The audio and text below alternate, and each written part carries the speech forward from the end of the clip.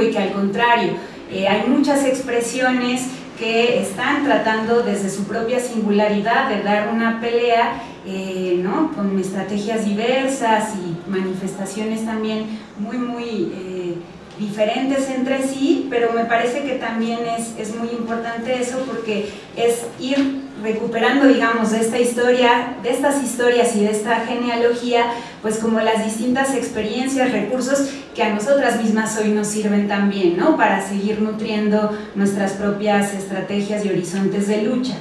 Y entonces, en ese sentido, pensando, digamos, en cuáles son estos sentidos de lo político, las orientaciones que por lo menos yo quisiera recuperar al contar, al haber leído algunos fragmentos del libro y pensarlos desde mi propia experiencia con otras compañeras y con otros compañeros, quisiera como resaltar, ¿no? Algunos rasgos que son, digamos, estructurales de la reflexión que Silvia está proponiendo en diálogo con otros y con estas historias de lucha. Y entonces uno tendría que ver, digamos, con la autonomía, ¿no? La importancia de pensar hoy la autonomía, porque digamos que también la autonomía ha sido un horizonte donde por lo menos yo y mi generación, ¿no? Que somos compañeros y compañeras que pues desde la autonomía como un horizonte y como una estrategia de lucha pues nos hemos venido formando y hemos venido tratando de construir relaciones muy en relación también, digamos, con la crisis de una manera de pensar la revolución, la crisis también del Estado, de una serie de mediaciones que regulaban lo político, y que frente a esa crisis pues la autonomía también se va produciendo, ¿no? de manera muy importante acá en México, por ejemplo, por supuesto en profunda relación e irradiación también por la iniciativa y la propuesta del zapatismo. Entonces, como mujeres urbanas, como hombres y mujeres urbanos, pues definitivamente la autonomía también ha sido un horizonte muy importante para pensar nuestras propias experiencias de lucha y para pensar en esto que Silvia dice, ¿no? Cómo el feminismo baja la autonomía, ¿no? La baja justamente a estos ámbitos micropolíticos, a estos lugares donde están básicamente reproduciéndose las actividades de cuidado, ¿no? Que nosotras pues pensamos más en la reproducción de la vida, ¿no? Pero es justamente eso, cómo la autonomía tiene que ver con un horizonte que hoy ya no es suficiente pensar solamente en términos clásicos de una estrategia de lucha, ¿no? Mucho más ligada a cómo pelear contra el poder o cómo construir otras relaciones solamente en términos como políticos, pensando en una separación con lo privado, sino cómo la autonomía es un horizonte y es una orientación que es fundamental que la atravesemos en todos nuestros ámbitos de vida, en nuestra existencia en común, y que a partir de eso pues en realidad es como podemos también ir produciendo esta política del común, ¿no? Siempre y cuando pues se pueda vincular con estos ámbitos de la reproducción de la vida. Otro elemento que me parece muy importante es el de la interdependencia, ¿no? Que yo también era algo como que sentía que era muy importante nombrar y diferenciar frente a cómo el liberalismo ha pensado la autonomía en términos individuales, y que cuando justamente en este espacio de mujeres Silvia invitó a una compañera muy querida para ella, Maya Pérez, que estuvo ahora en México hace algunos meses y que tuvimos posibilidad de conversar con ambas, fue muy importante pensar la idea de la interdependencia, ¿no? Precisamente eso que nosotras estábamos haciendo en el espacio de mujeres tenía que ver con cómo también ir tejiendo una red, cómo ir reconociendo que no estamos solas, que necesitamos de otros y de otras, y que en la medida en que eso lo politicemos y eso lo expandamos, somos más fuertes, ¿no? Y entonces creo que fue muy importante toda la reflexión, ¿no? Que hace Silvia, que recupera de estas experiencias y que también la pone en el centro para ir más allá, digamos, de estas versiones liberales, individualistas de cómo se vive la vida, y que terminan siendo pues visiones totalmente falsas, ¿no? No podemos vivir solos. Es una mentira que somos sujetos libres, independientes, autónomos, y que esa es la unidad básica de la sociedad, como se dice desde la economía clásica.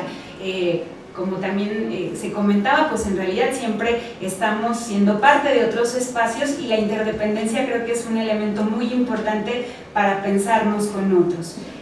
La otra, que digamos tendría que ver con la diferencia, es precisamente pensar que la dispersión, la fragmentación es una condición que hoy está organizando también las relaciones sociales, y cómo la diferencia, digamos, en ese sentido puede ser, digamos, algo que nos atomice, pero también, y esa es la invitación del libro, es cómo también la diferencia es, digamos, más allá de esta fragmentación, también lo podemos vivir y sentir como una potencia, ¿no? Y ahí hay algo que Silvia Federici dice y que a mí me gusta mucho pensar. A veces nos da miedo pensar la heterogeneidad, o nos da miedo pensar el conflicto, porque eso casi siempre se traduce en tensiones al interior de los espacios de los que somos parte. Pero entonces, lo que ella dice, el problema no son las diferencias, ¿no? El problema es cuando esas diferencias no se reconocen y tendencialmente se hacen jerarquías, y esas jerarquías producen relaciones de poder y relaciones de dominación. Entonces el problema no es la diferencia, el problema también es ver cómo en esa interdependencia la diferencia también nos hace fuertes, pero digamos que ahí también hay que generar y construir colectivamente una serie de recursos que nos ayuden en términos de autorregulación a ver cómo se van procesando esas tensiones y esos conflictos al interior. Y una última cosa que también me parece muy importante y que tiene que ver con la fragilidad es justamente pensar cómo podemos construir fuerza desde la fragilidad, ¿no? Y creo que esta idea de la fragilidad de la vida, ¿no?, que Silvia y Amaya han pensado mucho y que la han trabajado también, digamos, como una característica, como un rasgo de hoy, cómo tendríamos que hacer o pensar y construir nuestra política en común con otros, pues tiene que ver con eso, con entender que la vida no se da desde el vacío y no se da siempre bajo cualquier circunstancia, la vida se produce y se procura. Y en ese sentido creo que estas historias que Silvia nos cuenta tienen que ver con eso, con millones de mujeres comprometidas, con otros también compañeros que justamente se han empecinado en producir vida, y que digamos que hoy yo me siento parte de esa lucha, y creo que el libro pues es digamos una invitación a que nos podamos vivir en común. Y en ese sentido hay recursos muy importantes que están documentados y que son muy, muy, muy poderosos, digamos, para seguir haciendo esa historia con otros. Gracias.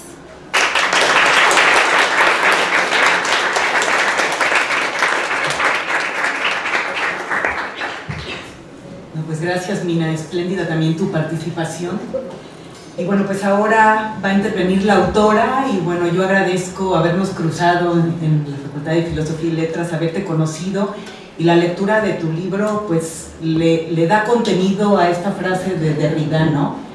Una humanidad por venir, ¿no? Yo creo que nos da teórica y prácticamente elementos para poder pensar en el porvenir, ¿no? En el porvenir colectivo, solidario, en redes, como bien decía Mina, pensando el sujeto, pensando estas identidades en tránsito, en devenir, o sea, como que tu libro le da forma desde una reflexión filosófica, teórica, pero también tomando argumentos, como bien decías, de Amaya Pérez Orozco, de lo económico, ¿no? Y bueno, y para mí me ayuda a entender este vínculo entre lo micropolítico y lo macropolítico. Creo que tú sí puedes bajar todo esto, ¿no? Para que se pueda ir construyendo desde lo micropolítico a lo macropolítico y viceversa. Entonces, bueno, pues Silvia es filósofa, tiene un posgrado también en filosofía. Pues bueno, creo que ya con eso te voy a presentar y pasarte el micrófono. Bueno, muchísimas gracias a todas y a todos por haber venido aquí hoy. La verdad es que es una maravilla ver que el libro de los nuevos feminismos está tan bien acompañado. Muchas gracias al Museo de la Mujer y sobre todo a Lourdes también por haber hecho todo el trabajo de intermediación. Y bueno, muchísimas gracias a Márgara, a Raquel y a Mina por sus comentarios que bueno, me parecen tan importantes, pertinentes, y que dais en el clavo en un montón de cosas que me parece importante para pensar. Bueno, muchas gracias también solamente por haber venido, por haber aceptado. Son mujeres a las que conozco desde hace poquito, porque en realidad llevo poco aquí en México, pero son mujeres a las que ya admiro profundamente, porque bueno, me parece que su manera de hacer y de pensar rompe con una división que se ha establecido de manera muy rígida en nuestro tiempo, que es la escisión entre la teoría y la práctica, la palabra, el cuerpo, la academia y lo social. y creo que precisamente en momentos de crisis necesitamos más formas de pensar que sean capaces de dislocar, de resquebrajar y de romper con esa escisión rígida. Me gustaría pensar que el libro de los nuevos feminismos se ubica también en cierta medida en ese intento por pensar de otro modo. Y bueno, para tratar de ubicarlo un poquito más, yo voy a contar tres cosas con las que espero que se respondan a algunas de las cuestiones que se han planteado aquí en la mesa y bueno, las que queden luego las podemos también debatir conjuntamente. La primera de ellas es ¿por qué un libro de este tipo? La segunda de ellas que os voy a contar es a qué me refiero cuando hablo de nuevos feminismos, y la tercera de ellas es uno de los desafíos contemporáneos que me parecen clave a los que se presentan los nuevos feminismos y que es un desafío también que creo que es importante para pensar los procesos de politización en la actualidad. Pues bien, en relación al primer punto, ¿por qué un libro de este tipo? Lo primero que tengo que decir, bueno, es algo que ha señalado Márgara, es bueno, ¿de dónde viene la autora? ¿Tiene algo que ver con estas experiencias políticas y demás? Y bueno, es importante decir, el libro tiene supuestamente mi autoría, pero me gusta poner esto de la autoría entre comillas, porque este libro no sería posible sin todas las experiencias colectivas en las que he participado a lo largo de los últimos 15 años o casi 20 ya, bueno, esto de los tiempos. Entonces, bueno, el libro en realidad es parte, de hecho en el agradecimiento lo digo, y lo digo con total sinceridad, es parte de ese corazón colectivo. No sería posible sin toda la fuerza de los procesos colectivos y sin todo el aprendizaje de los procesos colectivos. Y en este sentido yo no siento que sea un libro académico, porque creo que por mucho que yo hubiese pasado por la academia jamás podría haber dado cuenta de esas experiencias que, como digo, que son las voces también de muchos y de muchas, ¿no? En concreto yo empecé con el movimiento de ocupación. Ahí en Madrid ocupamos el espacio de la escalera Caracola, que fue la primera ocupación de mujeres en el Estado español, y bueno, estuve varios años participando en otros espacios ocupados, y la escalera Caracola siguió, de hecho es un proyecto que continúa, vivo en España, ha cambiado mucho, pero bueno, ahí está. También luego pues, fue parte del movimiento antiglobalización, de todos esos foros sociales, ¿no?, que se hablaban de las primeras contracumbres, y ahí aprendimos también muchísimas cosas, ¿no?, todo lo que tiene que ver con esta festividad de la política, ¿no?, con hacer las cosas de otro modo, el pink bloc, que era salir a la calle, ¿no?, bailando, festejando, incluyendo a muchos diferentes, etc. Y luego también he participado posteriormente, en la década más de los 2000, empezamos con el trabajo de Precarias a la Deriva, otro proyecto colectivo también muy importante para mí, y empezamos también a autoorganizarnos en redes de personas migrantes, con trabajadoras domésticas, con personas con diversidad funcional, que son personas, digamos, que tienen la movilidad reducida, y empezamos a pensar qué pasaba ahí con cuestiones como la vulnerabilidad, la diversidad de los cuerpos, cómo hacer con eso, ¿no? Bueno, entonces lo digo porque me parece importante ver que escribo desde ahí y que este libro no es solo mío, sino que es parte de esos procesos colectivos. Lo que pasaba durante algún tiempo es que con algunas compañeras comentábamos la necesidad de recopilar las prácticas feministas que habían quedado dispersas, desperdigadas a partir de la década de los años 90, porque todos los relatos del movimiento feminista se detenían en la década de los años 80, más o menos en torno al año 83-85, que fue cuando tuvieron lugar las últimas movilizaciones masivas a favor del derecho al aborto en España, que eran los últimos coletazos del movimiento feminista unitario que había emergido con tanta fuerza en la década de los años 70, al calor de las luchas franquistas y en el contexto también de la transición democrática. Entonces parecía que a partir del año 85 había una especie de vacío y que además se sumaba lo que Raquel también ha mencionado, todo ese proceso de institucionalización del feminismo que despegó sobre todo en la década de los años 90 y donde empezamos a ver pues, que aparecían todas esas políticas de conciliación, la creación de las consejerías de igualdad, etcétera, etcétera. Entonces veíamos como por una parte estaba el feminismo institucionalizado y por otra parte la sensación de cierto vacío. Y esto generaba la sensación de que parecía que ya no necesitábamos más feminismo y que el movimiento feminista se había agotado. Por tanto, el libro surge con una motivación histórica. La idea era precisamente dar cuenta y recopilar todas esas prácticas que tenían lugar en ese supuesto momento de vacío. La idea de partida fue que el movimiento feminista no es que hubiese desaparecido, sino que había mutado en sus formas de organización política. Por tanto, la idea del libro era justamente explorar en qué consistían estas mutaciones.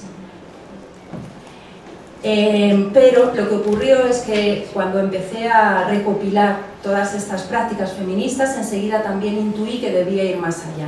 Intuí que debía ir más allá porque en estas prácticas se encontraba toda una serie de elementos, de aportaciones que me parecía que podían ayudarnos a pensarnos en un contexto de desorientación generalizada, en un contexto de malestar social creciente, en un contexto en el que la vida se estaba precarizando cada vez más, en un contexto además en el que los grandes relatos de emancipación política habían dejado de funcionar, habían dejado de ser operativos, y en un contexto además en el que parecía que el capitalismo y la vida se habían identificado completamente. Parecía que se habían identificado completamente porque había toda una serie de esferas que antes no estaban fuera de los mercados, que de repente estaban dentro de los mercados, como por ejemplo todo lo que tiene que ver con la cultura, los cuidados, la atención, el sexo, el conocimiento, el ocio, etcétera, etcétera. Entonces, en este contexto, como digo, encontraba en las prácticas feministas una serie de aportaciones y de elementos que me parecía que podían ser importantes para pensar no solo los feminismos, sino también los procesos de politización en general. Esto me parece importante, no sé quién de las dos lo habéis señalado, pero por esta conexión de pensar los feminismos también en su imbricación con otros procesos sociales. Voy a mencionar algunos de estos ingredientes o aportaciones de manera muy rápida para que veáis un poco por dónde voy. El primero de ellos, la primera de estas aportaciones es la práctica de la autoconciencia, que es esa práctica que permite indagar en el interior de nosotras y nosotros mismos y cuestionar todos los andamiajes ideológicos que nos constituyen. Otra de las aportaciones importantes es, por supuesto, la consigna de lo personal es político. La consigna de lo personal es político que nos permite conectar la esfera de la subjetividad por una parte y la esfera del poder por otra parte, o también la esfera de la sexualidad con la esfera del poder, lo que ocurre en lo doméstico también con el poder, es decir, poder conectar y ver todos esos flujos entre la dentro y la fuera, entre lo interno y lo externo, etcétera, etcétera. Otro de los aportes clave tiene que ver con los análisis que intentan no escindir lo que ocurre en la esfera del capitalismo y la esfera, por otra parte, de las cuestiones culturales, sino que tratan de pensar las implicaciones justamente entre los procesos de acumulación capitalista y los procesos de producción de una determinada sexualidad, de un determinado régimen racial o de una determinada producción también de géneros, ¿vale? Entonces, los análisis que tratan de pensar esa conexión entre el capitalismo y lo cultural y no la extienden. Otra de las aportaciones que encontraba clave era justamente, bueno, Mina lo ha señalado también, todo lo que tiene que ver con los cuidados, con esto de tratar de poner el cuidado en el centro de la vida. El cuidado entendido como ese conjunto de trabajos materiales e inmateriales que sostienen la vida cotidianamente. Cuando ponemos la mirada en los cuidados, cuando ponemos los cuidados en el centro, entonces aparece un choque entre dos lógicas, que comenta también esta compañera a la que se refería Mina, Amaya. La lógica entre la esfera capitalista, la esfera de acumulación, la esfera de acumulación y por otra parte la esfera en la que se trata de sostener la vida. Ahí aparece ese choque y cuando ponemos los cuidados en el centro, entonces aparece la necesidad de desplazar la hegemonía de los mercados.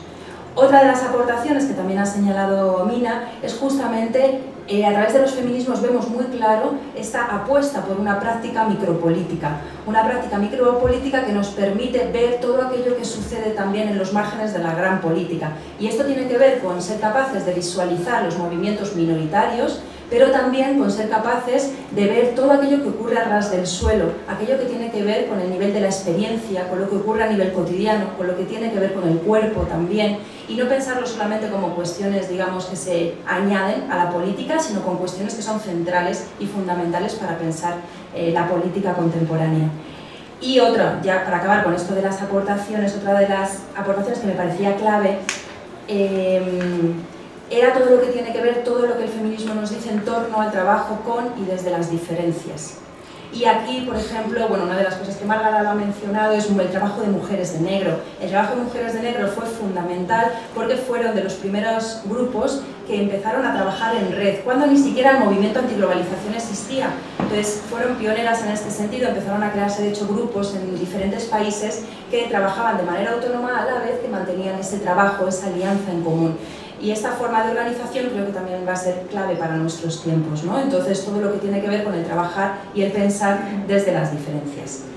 Entonces, por una parte, iba encontrando todas estas aportaciones Y por otra parte también en ese momento para mí había dos cuestiones que eran muy importantes. Eran muy importantes en un momento de cierto impasse político. Cuando yo empecé a investigar, a hacer la investigación, era más o menos el año 2007, parecía realmente que se había hecho verdad esta famosa sentencia de Jameson de que es más fácil imaginar el final del mundo que el final del capitalismo. O sea, realmente parecía que no había posibilidad de cambio, digamos, en un sentido mayor, porque claro, cambios micropolíticos y cambios dentro de los espacios sociales que habitábamos estábamos produciendo todo el tiempo, pero las políticas neoliberales se endurecían y parecía que nada se interponía en su camino. Bueno, en este contexto de impasse político había dos cuestiones que a mí me preocupaban especialmente. La primera de ellas tenía que ver con el desplazamiento de los movimientos sociales a partir de la irrupción de toda una serie de movilizaciones ciudadanas que lo que venían a hacer era desbordar los marcos de los movimientos sociales tal y como los habíamos conocido. En el caso del Estado español esto tiene lugar la primera vez con las manifestaciones en contra de la guerra de Irak en 2003, posteriormente serán en 2004 todas las movilizaciones ciudadanas en contra del gobierno a partir de los atentados terroristas a los trenes de Atocha. Después asistimos a las movilizaciones espontáneas masivas también de V de vivienda, que fueron las primeras reivindicaciones en España más amplias en contra de la situación de la vivienda, y por último la emergencia del 15M, que llenó todas las plazas de toda esa indignación ciudadana y tal. Lo que pasa que cuando el 15M estalla yo había terminado de escribir el libro hacía como 10 o 11 meses. ¿Qué pasa con estas movilizaciones? Lo primero es que bueno, son movilizaciones que no están convocadas por colectivos sociales, por movimientos sociales, niegan la presencia de partidos, niegan la presencia de banderas, no se dicen ni de izquierdas ni de derechas, sino que trabajan en torno a problemas concretos. Digamos que son movilizaciones anónimas, son movilizaciones protagonizadas por cualquiera. En este sentido me parecía que nos daba mucho que pensar y entonces empezábamos a preguntar, o sea, salía una pregunta que era: ¿y entonces cuál es el papel que tenemos los movimientos sociales? ¿Cómo situarnos los movimientos sociales en este nuevo escenario político?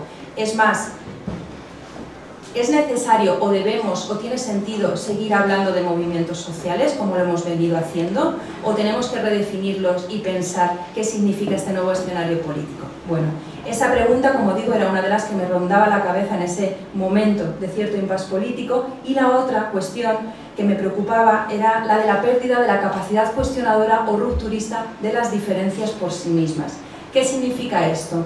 Pues lo que ocurre es que en el contexto del poder disciplinario, afirmar otras sexualidades, afirmar otros cuerpos, afirmar otras maneras de estar en el mundo, digamos que tenía por sí misma una capacidad cuestionadora porque permitía